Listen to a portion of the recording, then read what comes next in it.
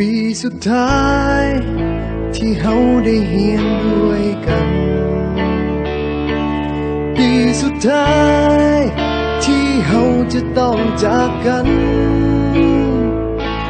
ผ่านการเฮียนผ่านวันเวลาจนทำให้เฮาได้หูจักกันได้เป็นเพื่อนกันจนวันนี้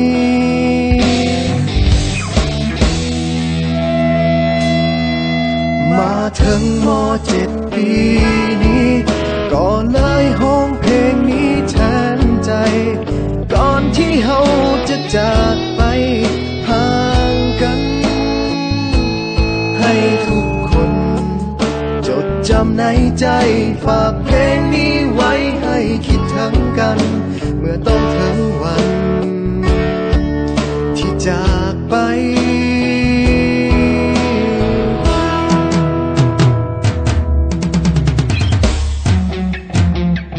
ก็เลยเขียนเพลงนี้ขึ้นมาให้ทุกคนหูไว้ออกมาจากหัวใจของเพื่อนคนนี้ถึงจะอยู่แห่งผลใดยังคิดถึงกันทุกวินาทีจึงขอมอบเพลงนี้แด่เพื่อนทุกคน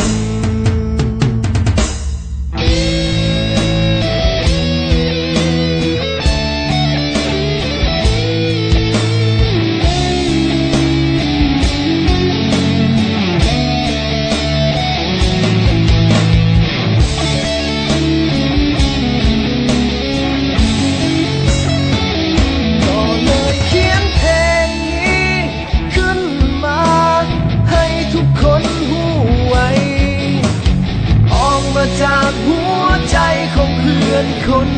นี้ถึงจะอยู่แห่งผล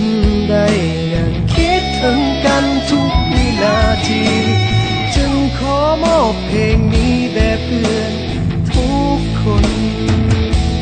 สุดท้ายนี้ที่บอกเอาไว้ถึงจะอย่างใดก็ยังมีคำว่าเฮาคำว่าเพื่อนในวันนี้จะบ่มีวันเก่าพวกเฮาม.7 ปีสุดท้ายคำว่าเพื่อนในวันนี้จะบ่มีวันเก่าพวกเฮาม.7 ปีสุดท้ายพวกเฮาม.7 ปีสุดท้าย